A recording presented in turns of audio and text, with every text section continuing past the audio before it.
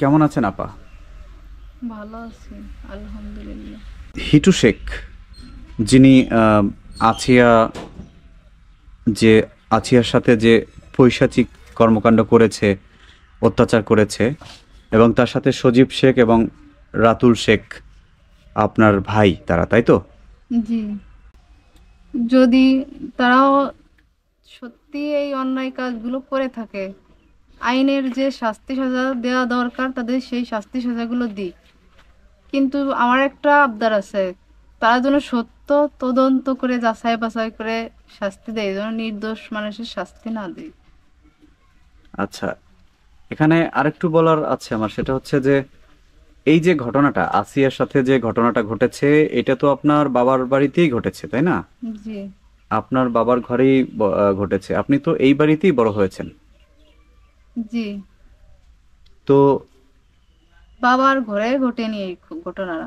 ঘটনাটা কোথায় ঘটেছে? ঘটনাটা ঘটেছে সজীবের রুমে ছিল আসিয়া। হুম। আমার জানা মতো মানে ওইখানেই। আমি এর থেকে বেশি কিছু জানি না, আমি তো আসলে শ্বশুর বাড়ি ছিলাম। হুম, মানে আপনার বাবার ঘরে ঘটেনি, সজীবের ঘরে ঘটেছে। জি আহ, সজীবের ঘরেই কি আসিয়া ঘুমিয়েছিল ওই রাতে? জি জি। সত্যটা উন্মোচন করেন। মানুষের কথা আমরা বিশ্বাস করতে চাই না। আপনি হচ্ছেন হিটু শেখের মেয়ে, আপনার কথাটা গুরুত্বপূর্ণ বেশি। আপনি বলুন। আমি খবর শুনেছি 3:30টার দিকে শ্বশুর বাড়িতে, হুম। যে তোমাদের বাড়ি ধর্ষণ হয়েছে, তুমি আসো। আমি এই কথা শুনে আসছি, আসার পরে বাবারে দেখতে পাই নাই। হুম। তাকে নিয়ে চলে গেছে। কোন? বাবা মা ছিল, ভাই আর মা ছিল বাসায়। হুম। তাদের কাছে শুনছিলাম, তারা বলল আমরা এসব বিষয়ে কিছু জানি না। আচ্ছা, এতটুকুই আমি জানি। আপনার মাকে কি আপনি এসে পেয়েছেন ঘরে? জি ও, আর আপনার দুই ভাই যে ছিল তাদেরকে পেয়েছেন? জি। এবং হামিদা যে সজীব শেখের যে স্ত্রী, তাকে কি অবস্থায় দেখেছেন এসে আপনি? তাকে আমি দেখিনি এসে। তিনি কি বাড়িতে চলে গেছিলেন তখন? জি জি আর আপনার মা নাকি আসিয়াকে হাসপাতালে নিয়ে গেছিলেন? জি, আমি শুনছি, আমি জানি, দেখিনি। ও, এরপর থেকে তিনিও পলাতক ছিলেন, আপনার সেটা মা? সেটা তারাই জানে ভাইয়া, আমি তো ছিলাম না। ও আচ্ছা। তো ঘটনাটা যেহেতু আপনাদের বাড়িতে ঘটেছে এবং আসিয়ার বাড়ির দিকের যারা লোকজন, তারা অভিযোগ করেছে যে এই ঘটনার সাথে তারা চারজন জড়িত। ঠিক আছে? আসিয়ার খালাও এই কথাটা বলেছে, তারা চারজন জড়িত। আচ্ছা, আপনার দাদিও তো এই ফ্যামিলির সাথেই তো থাকতো, একই ঘরেই তো থাকতো নাকি? একই ঘরে মানে তার রুম আলাদা, সে বাইরে থাকে, আর ওই ঘরে মা বাবারা। ও, মানে একই বাড়ির ভিতরে দুইটা আলাদা ঘর আর জি কি। জি। আচ্ছা, তো আপনার দাদি কি ওই দিন বাড়িতে ছিল আপনি জানেন? আমি শুনছি দাদি কারেন্ট বিল দিতে গেছিল, বাড়িতে ছিল না। কারেন্ট বিল দিতে কি রাত্রে যায় নাকি দিনে যায়? মানে রাত্রে বাসায় ছিল, সকালে গেছিল কারেন্ট বিল দিতে, যখন আসিয়ারে মানে হাসপাতালে নিয়ে গেছিল বাড়ি, এইসব কথা লোকজন বলতেছিল ও, তখন। মানে রাতে এই যে ঘটনা ঘটেছে, তো রাতে তিনি ঘরেই ছিলেন? জি, সে আলাদা রুমে ঘুমোয়, তার ও, ঘর আলাদা। বুঝতে পেরেছি, জি জি। সে মুরব্বী মানুষ, তার মতো সে আলাদা থাকে। এই হত্যাকাণ্ড বা এই যে ঘটনা, এই ঘটনার সাথে আপনার ভাই, আপনার বাবা ছাড়া অন্য কেউ কি জড়িত আছে, এটা আপনার মনে হয়? এই কথাটা আমি বলতে পারবো না, কারণ আমি এখানে থাকিও না, আমার কারোর সঙ্গে শত্রুতাও নেই। এখন তাদের বাড়িতে ঘটিছে, হয়তো বা তারাই ছিল। আর যদি আমার তারা তো এটা কিছু নাই বলার করবে, তাহলে তারা কেন পালিয়ে গেল? এটা একটা প্রশ্ন না? না, তারা তো পালায়নি ভাইয়া। তারা তো পাশের সে বাগানে কোথায় নাকি একটা জায়গা গিয়ে পালিয়েছিল।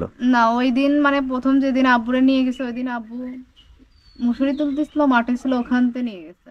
হুম। মানে ওখান থেকে খবর দিছে, বাড়ির পাতেই নিয়ে গেছে। আর সজীব গের তখন মানে ধরার কোনো ইয়ে ছিল না। হুম। হুম। ভাবছিল ধরবেন না, বাড়ি এমনি আগুন ধরা দিতে চাইছিল, তাই মানে কলা বাগানে ঘুমাইছিল। জি। তারপরে সকালে যখন খবর পাইলে যে তাদের লাগবে, মানে রাত্রে বলছে যে তাদের লাগবে, তো সকালে তারা নিজেরাই বাড়ি এসে গোসল করে খেয়ে যে তাদের সঙ্গে চলে গেছে, তো পলালো কোন সময়? আচ্ছা, এটা কি এরকম হতে পারে যে আপনার বাবার বা আপনার ভাইদের কোনো শত্রু আছে, তারা এরকম একটা ঘটনা ঘটিয়ে তারপরে তাদেরকে ফাঁসাইছে, এরকম কি হইতে পারে? আপনার কি এরকম ধারণা হয়? এখন আমি তো এখানে থাকি না, তাদের শত্রু থাকলে তারাই জানবে, আছে কিনা আমি এটা বলতে পারবো না। তাহলে আপনি আসলে কি বলতে চান? এখন তো তারা চারজন অভিযুক্ত, তারা চারজন এখন পুলিশ হেফাজতে আছে, জিজ্ঞাসাবাদ করছে হয়তো তাদের। একই পরিবারের চারজন, এর আগে কখনো শুনিনি এবং দেখেও নি। আর আমার জানা মতে একই পরিবারের চারজন, ওই ছোট মেয়ের সঙ্গে আমাদের কি এত শত্রুতা থাকতে পারে যে চারজন মিলে এই কাজটা করবে? যদিও তার বাড়িতে হয়েছে, হয়তোবা যে কোনো একজন করেছে, হুম হুম। চারজন লোক তো এই কাজটা করতে পারে না। হামিদা বলছে মা নাকি ওর ঘুমের ওষুধ খাওয়াইছে, এই কারণে মাকে সবাই সন্দেহ করতেছে যে মা বাবাকে সাহায্য করেছে এই কাজ করার জন্য। তো কোনো স্ত্রী চাইবে যে তার স্বামী এই কাজটা করুক, এই পাপ কাজে আমি তাকে সাহায্য করি? ছেলেও চাইবে না তার বাপরে এই কাজে সাহায্য করি, এবং বাপও চাইবে না যে ছেলেরে এই কাজে সাহায্য করি।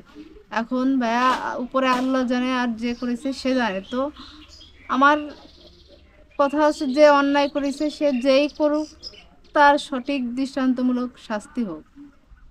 অন্যায় করলে তো শাস্তি পেতেই হবে। যারা আমারে খারাপ কমেন্ট করতেছে তাদেরকে অনুরোধ করে বলতেছি, আসলে এই বিষয়ে আমি কিছু জানতাম না এবং জানিও না, কে করেছে কোথায় করেছে কিছুই আমি জানি না। আমার শোনা কথাগুলোই আমি বলেছি। তা আমারে কেউ, তাদেরও তো মা বাবা ভাই বোন সবাই আছে, তা আমি তাদের বোনের মতনই মনে করে, আমি হামিদা যেরকম একজনের পুত্রবধূ, আমিও তো এরকমের একজন। আমি কি জানা মতে আমার মা বাবা ভাইদের এইসব কাজে করার জন্য সাহায্য করতে পারি?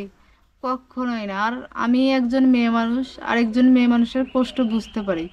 তো আমারে এই কাজের ভিতর জড়ানোর কোনো দরকার নেই। আর আমাকে শুধু শুধু দোষারোপ করতেছে, আমি তো আসলেই কিছু জানি না। আমি খবর শুনে আসছি, আসার পরে সবার মুখ থেকে শুনছি। চাই, আপনার দাদি এখন কোথায় থাকে? আমার দাদি এখন গাছতলায় থাকে, বাড়ির পাশেই ফাঁকা জায়গা আছে ওখানেই থাকে। আর যেদিন বাড়ি পুড়িয়ে দিয়েছে সেদিন 2 দিন সে বাগানের ভিতরে ছিল। সে বৃদ্ধ মহিলা, সে যদি কখনো মারা যায় এ দায়ভার কে নেবে? তার নিজের বাড়ি, তার নামের জায়গা, তবুও সে তার নিজের বাড়িতে থাকতে পারতেছে না। তো আমার সবার কাছে অনুরোধ থাকলো, সরকারের কাছেও অনুরোধ থাকলো, যেন আমার দাদির একটা বাড়ি করে দেয়। কারণ সে বৃদ্ধ মহিলা কোথায় যাবে? তার খাওয়ার যা জিনিসপাতি ছিল সেগুলোও ঘরে ছিল। আচ্ছা, সে এখন কি খাচ্ছে আসলে? আসলে যদি কারোর মনে চাচ্ছে দিলে খাচ্ছে, না দিলে ওরকমই দিন চলে যাচ্ছে তার। ও, খেয়ে না খেয়ে। জি।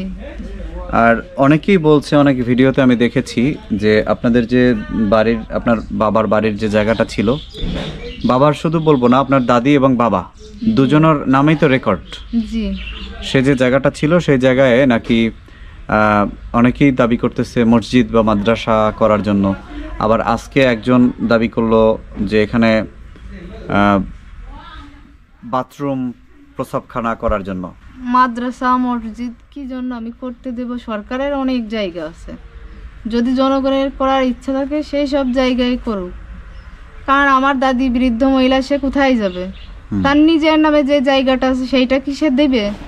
আর আমিও শ্বশুর বাড়ির থেকে এসে কোথায় যাব? আমার বাবার শেষ স্মৃতি যেইটুকু জায়গা জমি, এইগুলো আমি কি জন্য দিতে যাব?